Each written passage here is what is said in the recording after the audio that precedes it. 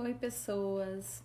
Estamos no terceiro capítulo do livro 12 Semanas para Mudar uma Vida, no capítulo que tem por título Libertar a Criatividade, Superar a Rotina. Para a gente traduzir isso em palavras mais práticas, tá? Porque eu acredito que você já deve estar pensando assim. É muita poesia para a vida real, né? Mas é real, gente. A questão é como a gente olha para a nossa vida. Então, eu lembro que eu já fiz um postzinho falando sobre realidade realista, gente realista e gente pessimista. Você pode ser realista sem ser pessimista.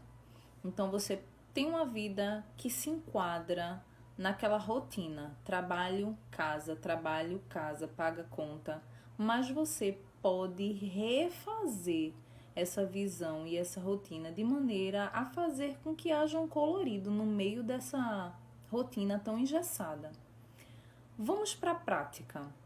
Todo mundo aqui já deve ter passado pelaquela situação. Chegou o domingo, então dá aquele friozinho na barriga, né? A nostalgia. Parece que assim, tudo vai perder na cor de tarzinha, porque a gente já vem naquele pensamento: amanhã é segunda, vou trabalhar. Eu digo isso porque eu sou a primeira. Hoje não, graças a Deus, eu fui liberta disso.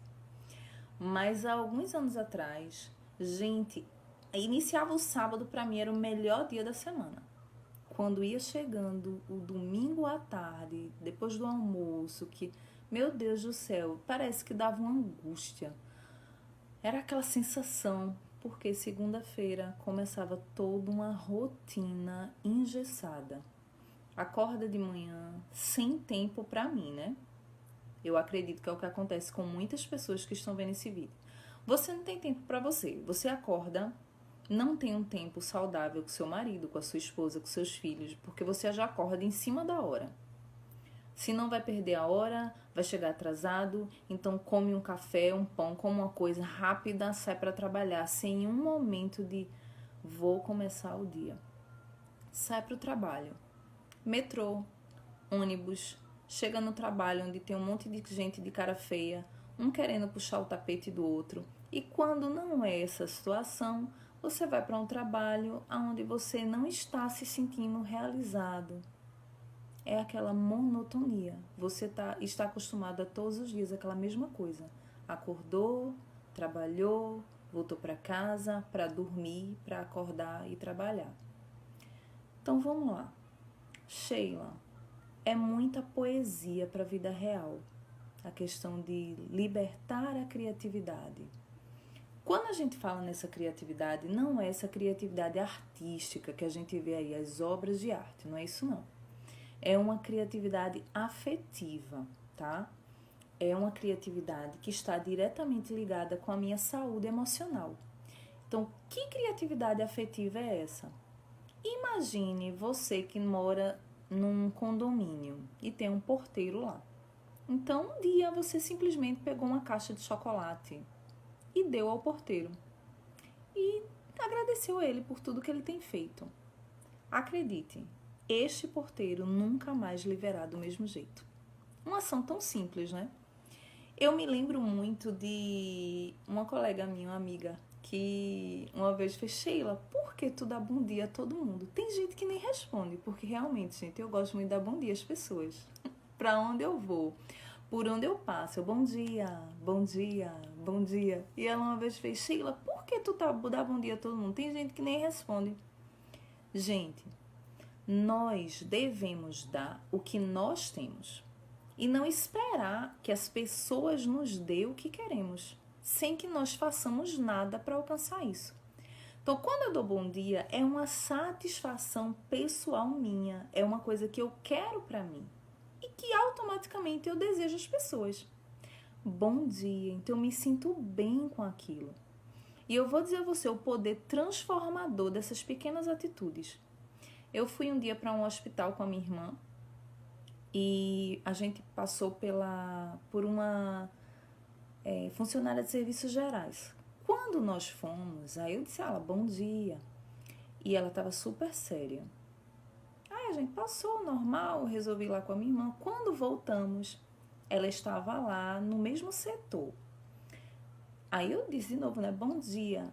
Gente, ela deu um bom dia tão feliz e deu um super sorriso. Isso para mim foi tão gratificante. Talvez tenha acontecido alguma coisa no meio do caminho. Ou talvez o simples motivo de eu ter passado por ela e não ter feito olhos... não ter feito com que ela fosse invisível, digamos assim.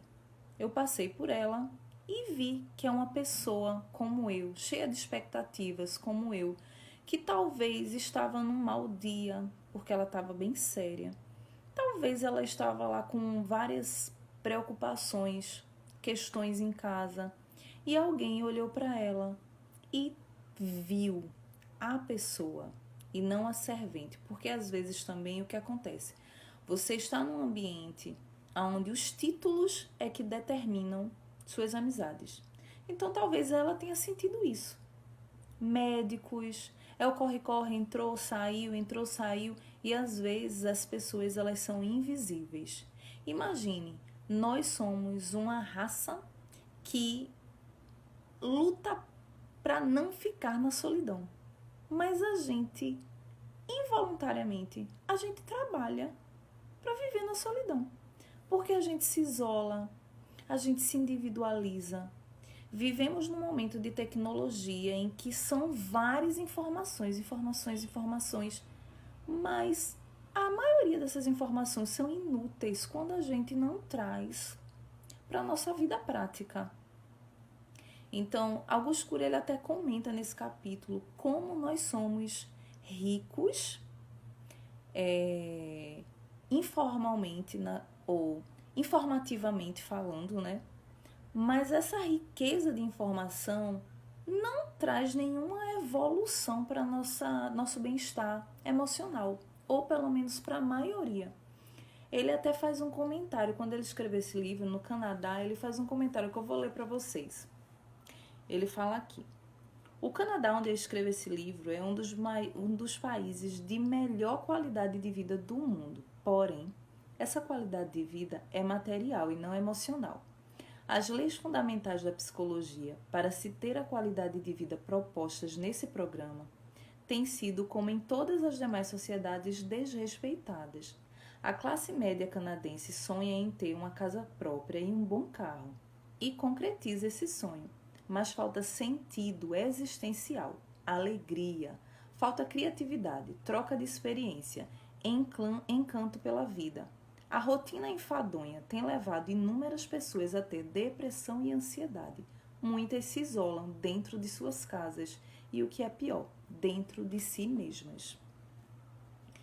Isso acontece aqui também, gente. Quantas famílias estão dentro de casa e sentam à mesa com celular? Cada um com seu celular. Não conversam, não se envolvem, não mergulham na vida do outro. Eu até separei uns pontos aqui para a gente observar e um deles fala sobre isso. Interagir, penetrar no mundo do outro. Pais e filhos, por exemplo.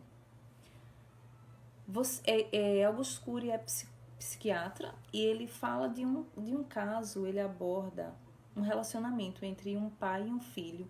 O filho era bem rebelde e ele tinha vários conflitos com o pai, porque o pai já tinha perdido a esperança. E eles iam confrontando. O filho não queria respeitar o pai não entendia as motivações do filho, e era um conflito diário. A vida para eles estava um verdadeiro inferno, o termo que foi usado. Um determinado dia, esse pai resolveu surpreender o filho. Chegou para ele e disse que amava ele. Claro que a princípio foi um choque, né? O filho nunca esperava ouvir isso do pai. A reação de mudança não foi imediata. Mas com o passar dos dias, meses, essa atitude inesperada do pai foi criando uma reação do filho. Resumindo toda a história, depois de um bom tempo, porque isso também não acontece de uma hora para outra, Depois de um bom tempo, a história desse pai e desse filho foi transformada. Eles passaram de uma vida completamente desestruturada emocionalmente para uma realidade onde eles se entendiam e se respeitavam e admiravam-se. Isso é que é o mais importante. Então, o que é que acontece hoje? A gente tem uma rotina que nos afasta das pessoas. Então, e o pior de tudo isso é porque nós cristalizamos na nossa mente que não podemos sair daquela rotina engessada. Então, a mente ela começa a lançar desculpas, tipo, eu tenho que pagar a conta, eu tenho que manter a casa, eu tenho isso, eu tenho que aquilo, então eu tenho que trabalhar. Só que esse eu tenho pode ser trabalhado de outra maneira. Então, você é um mantenedor da casa, certo? Isso não significa que você vai deixar de viver, se relacionar com seu filho, se relacionar com a sua esposa, porque você tem que trabalhar. Vamos voltar à rotina que eu falei. A gente acorda de manhã e simplesmente sai correndo. Tenho que trabalhar às 7. Acorda às 6. Ah, Sheila, eu saio de 6 horas da manhã. Acorda às 5. Ah, eu saio às 5.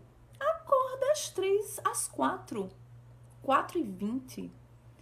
É fácil? Não é fácil para muita gente, mas é possível.